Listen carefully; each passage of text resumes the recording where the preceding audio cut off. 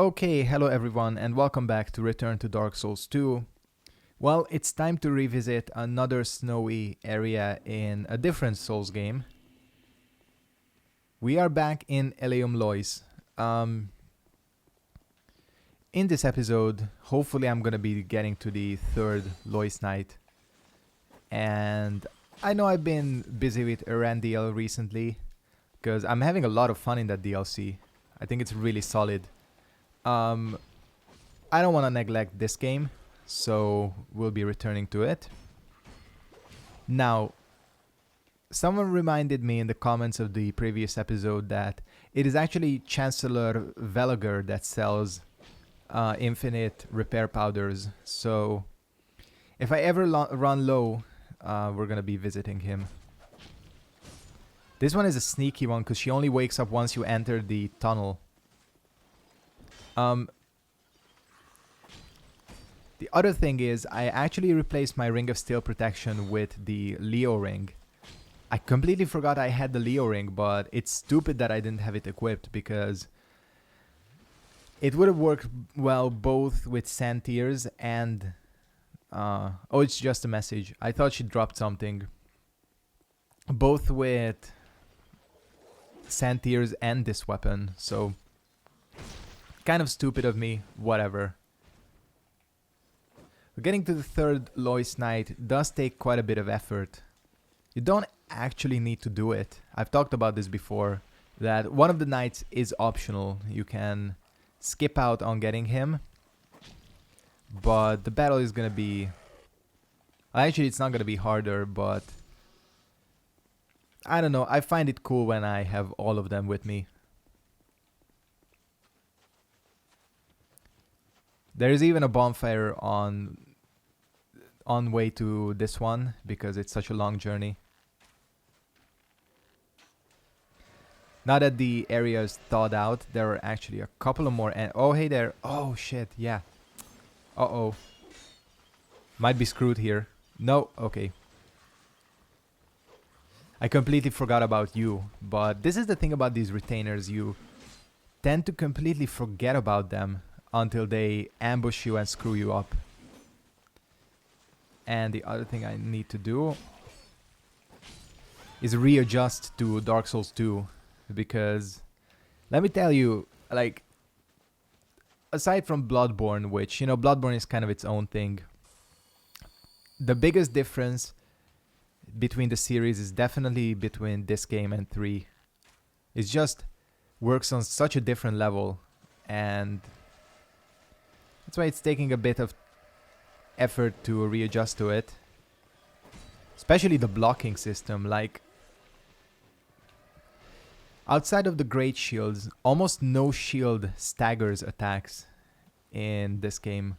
Whereas in 2, a lot of them do. I mean in 3, what am I talking about? In 3, a lot of them do. Like, even in the DLC, the attack of the follower knights, like, bounces off of my shield. But in this game, that's almost impossible to achieve. Again, unless you're like using a large great shield. I thought that would kill, whatever. So that's one of the main differences, outside of the fact that blocking takes a lot more stamina. And I get what they were going for in this game, because I think they even said that during development, that they wanted to kind of reduce the effectiveness of 100% block shields. Okay, I might be dead here. That's the second time I've escaped kind of a trap or a shitty situation. Hopefully this is an indication of how the rest of the episode will go. But yeah, very different combat system. Oh shit. The hell? Oh, that's my phone. See, this is... yeah. Again, I thought that would be enough for me to heal. It's not.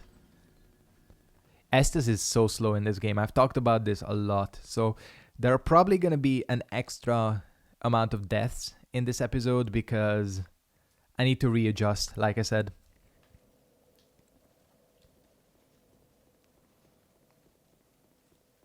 Hmm. You know what? I'll keep myself like this. I'm not gonna care about the ring. Actually, I could just run, couldn't I?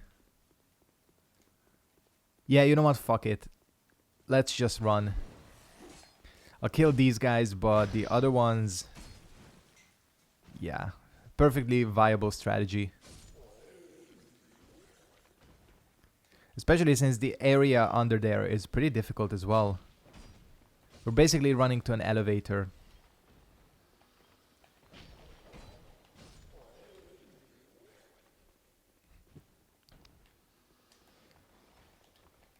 Okay.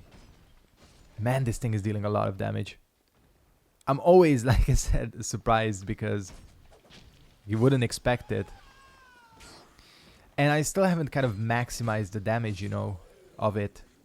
Because you can increase it even further with the engraved gauntlets. I haven't really talked about that piece of equipment. It's in Brightstone Cove. And basically it's a pair of gloves. And basically what it allows you to do is it gives you like something like a 5% chance of your attack being a critical, which does an insane amount of damage. So if you get someone with a Leo ring, engraved gauntlet, counterattack from the Ice Rapier R2, it's pretty much a one-shot. It will one-shot like players who are on my level with my HP, even in heavier armors. That's why the weapon is kind of considered ridiculous, or was considered ridiculous. But you know, the chances of that happening are slim, except the Leo ring, or except this weapon attacks so quickly and takes so little stamina to use. So that's why it's kind of unbalanced. Unfortunately, this is one of the most annoying enemies in the game. These, like, I call them frost bunnies, but they're essentially kind of like rats, and they are awful to fight, let me tell you, because even touching them deals damage to you. See, like, just by attacking him, I'm taking damage. They're like bone wheel skeletons, but worse. And I never thought I would ever say that something is worse than bone wheel skeletons.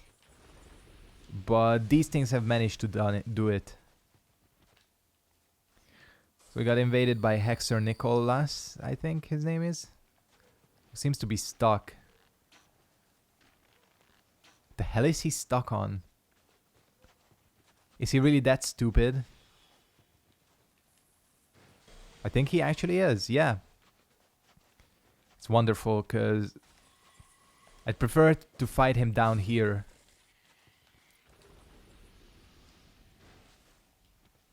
Oh, there he is. Yeah, just come down here. Oh, God damn it.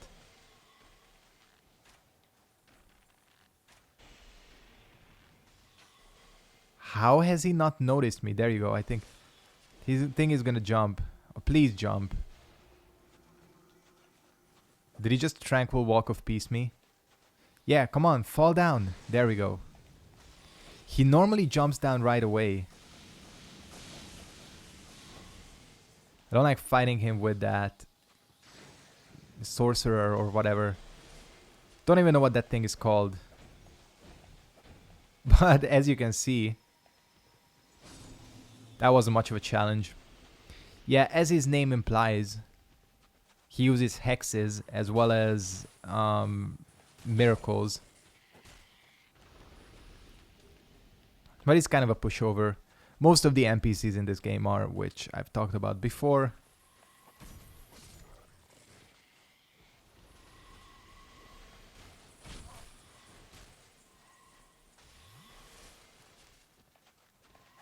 Just kind of... Sorry that I'm quiet. I don't want to... Like, dying at this point is the worst, because you have to do all of this again. That critical, though. Yeah, I don't know why I didn't even think of equipping the Leo ring.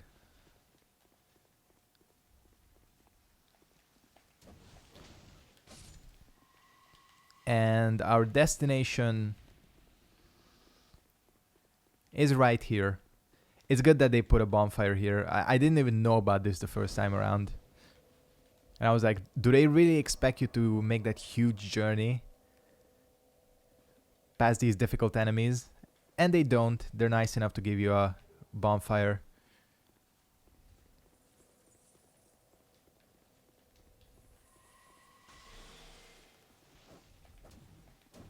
Man, that's a lot of damage. I wonder how it's gonna do against the next enemy here.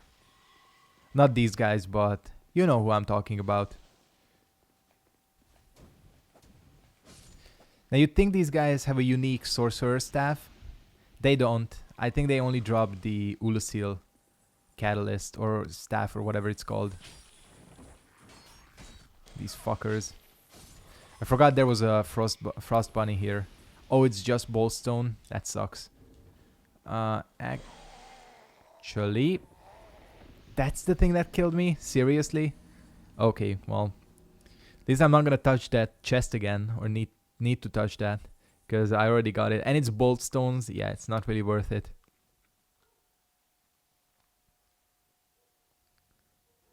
I think it's time to ember up. Or, well, not ember up, but use a human effigy. Getting all these terms confused.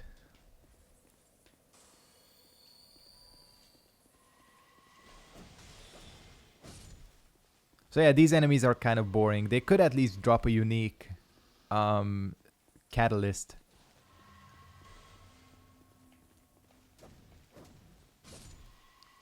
It's just like, man, this weapon is insane. I know I keep going on and on about it. Oh, hey there, random white phantom that I can lock onto. I'm sure you're friendly, and you're not gonna do anything to betray me. Yeah, that's definitely not the case. Of course he's gonna betray you. Like, this guy shows up in the Crown of the Old Iron King as well, as an invader. I don't remember what his exact name is, but basically, the way to kill him, if you don't want him to turn into a huge annoyance, is to not unlock this gate. Normally what happens, he knows how to... He wants to aggro the frost bunnies. This guy is such an asshole. I forget his name, but basically, he's a huge coward. This is what he does. He aggroes all the enemies around an area. He has a shit ton of HP. He's gonna backstab, yeah. Okay. Yeah, and this guy is such an asshole. He's gonna get it. I'll need to clear out the bunnies first. I forgot he actually does this. But yeah, if you... Normally what's supposed to happen is he backstabs you when you're opening that gate you saw. But of course, I know better. Because he turns into even more of an annoyance because he just keeps running away from you. And he just like leads you all around, and you have to fight him along Covetous, or what's that demon called? You know, the Jabba the Hutt looking demon.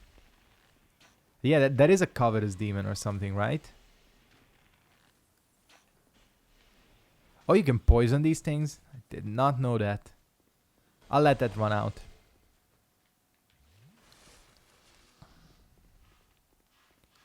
The question is, can I snipe? Yep.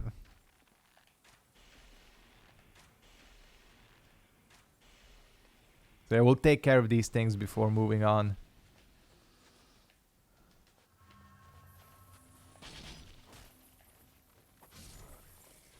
I hear another one somewhere. No? Weird. Oh, there it is. Where does that one come from? Who knows? Okay, I think we're in the clear. I don't think he runs any further than that. But still, dealing with him on his own is kind of a pain in the ass as well because,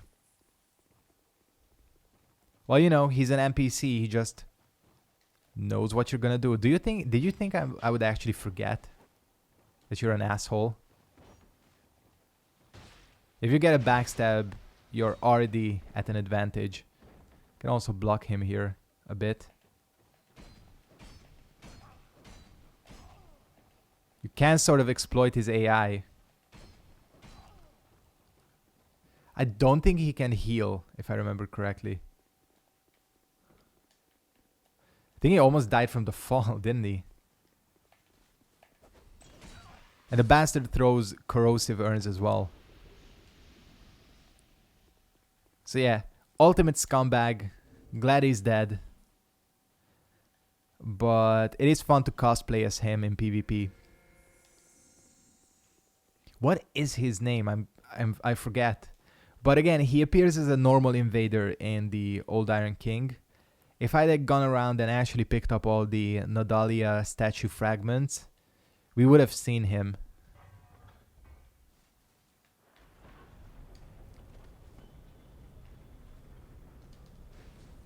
But yeah, normally what he does is he runs down here into this cave.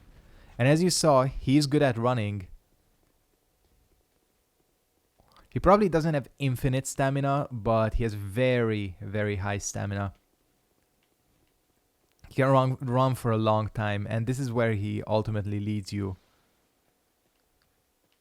Well, like I said, you have to fight Jabba the Hutt again. Except this one is icy.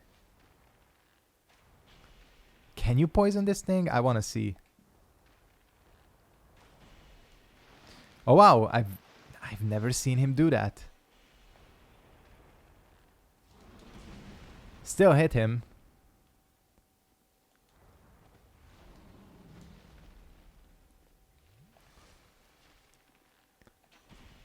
Come on. I'm trying to see this poison thing.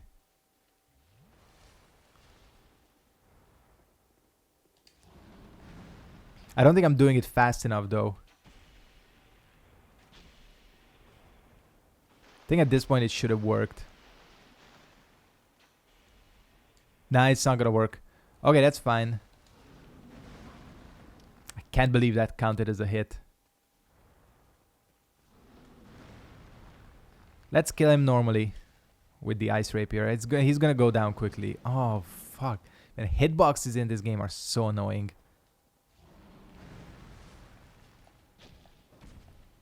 Yeah, like... should have done this from the start. I just wanted to see that poison thing. Ivory, warrior ring. What does this do? It's something decent. I know. Attack greatly reduce enemy stamina. It's a pretty good one. Especially with like a fast weapon like this. I think it helps a lot. There are a lot of deaths here. Probably because basically what happens is you fight him along that NPC. And together they can be a problem. Oh shit, yeah. Can't believe he just low profiled my attacks.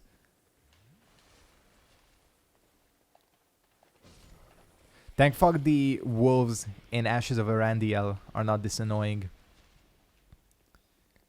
And even still, as you can see, this is a long run. We're still not even close to the end. If you go there, that does unlock a shortcut, which I might just unlock just as a safety. So yeah, we're back here, you know. Just in case I die. I probably won't, but I can never be too sure. Here, this section, I tend to just run through. There are golems, ice bunnies, or frost bunnies, whatever I call them. And it's just a problem. That tracking, though.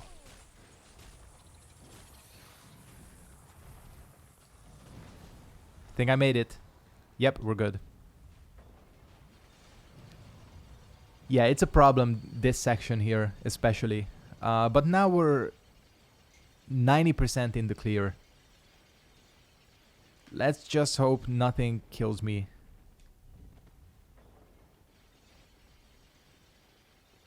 I said 90% because you can never be certain. But see, this is what I've talked about in the previous episode. Like, this city, I think, looks pretty similar to Anor Londo, doesn't it? To me, it does. But like the architecture and everything, the walls. Obviously, I don't think it's the same city. But who knows? Who knows? I talked about the lore speculations in the previous episode. How I think the old chaos might be the same as the profane flame. I would find it weird if there weren't more connections between Dark Souls 2 and 3. There are actually very few obvious connections between the two games. I can't believe that's missing. It's so annoying.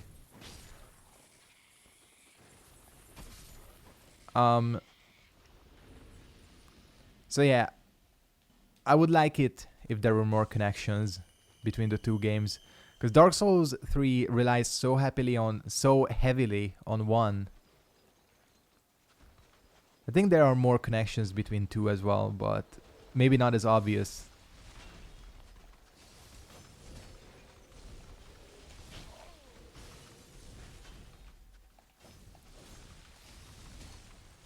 Didn't see I was out of stamina, which is bad. Let me just kill you. There we go. Almost there. And my weapon isn't even close to breaking, which is excellent.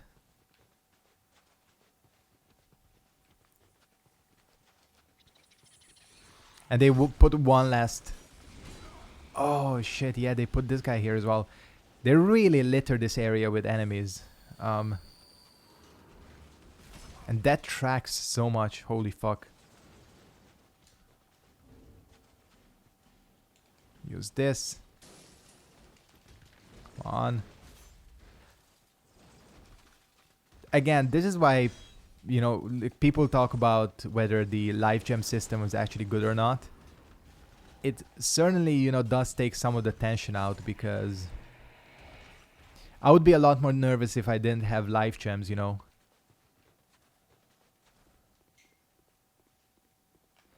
It does serve as kind of a... It kind of eases your mind, you know. You can always fall back on life gems if things get really bad. Alright, well, he's rescued as well. So this is how things are gonna go, I think. Oh yeah, you can do this. It's completely pointless, honestly. But it's kind of funny. Like a giant snowball. Yeah, completely pointless because I can just warp around at this point. Well, throughout the whole game, you know. If I can find my feather. There it is. I once again have 60,000 souls, which I'm not going to use at this point because I'm pretty much leveled up. Let's head, like I said, to the boss. I'll try him. I'm probably not going to have time to try him multiple times if I die. But we'll give him one try. And if I beat him, then I beat him. All the better. That was an interesting costume on that other player. But yeah, we are really nearing the end here. We have probably one more episode after this. If I beat the Ivory King. Someone's wearing the Mimic head. This is a pretty popular PvP spot. I know. It's a pretty good one too.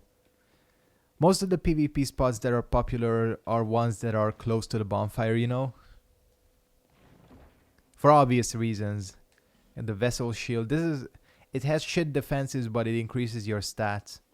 There is Twiggy Shay, who you can summon. He's actually pretty good, but I'm not gonna get him now unless I really need to. And this has got to be one of the coolest boss entrances ever in a Souls game. You have these 4 knights, they're ready to go, and you kind of serve as their leader. And this is one of the most unique boss fights in any Souls game, and how they all fall around you. It's really cool. And here we are in the Old Chaos, which is obviously Izalith, I think at least. And I realize now that I should have equipped my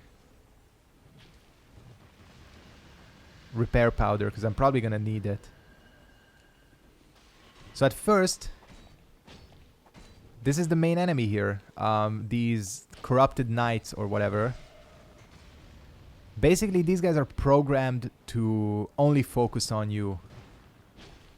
Even though your knights help, they're all gonna be attacking you. I think you can backstab them, but it's not easy. And what they do, which you're seeing him do right there, is eventually they gear up and freeze the gate.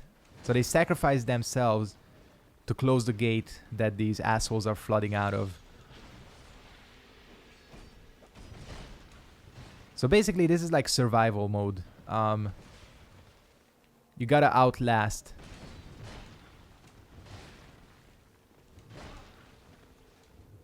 And these guys are tough. First of all, like, as you see, they only focus on you. And second of all, they deal quite a bit of damage.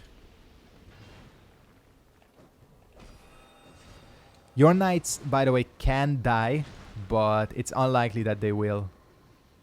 I don't think I've ever had one of these guys die on me. Obviously, if you don't go around collecting the Lois Knights, you have to do the eventual boss fight with all of these guys spawning constantly. Charred Lois armor. They do drop their stuff, and they also drop a unique item called, I think, a Lois Knight Soul, which you'll need for a weapon, I think.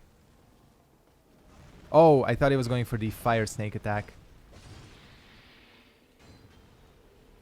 There it is, Lois Soul.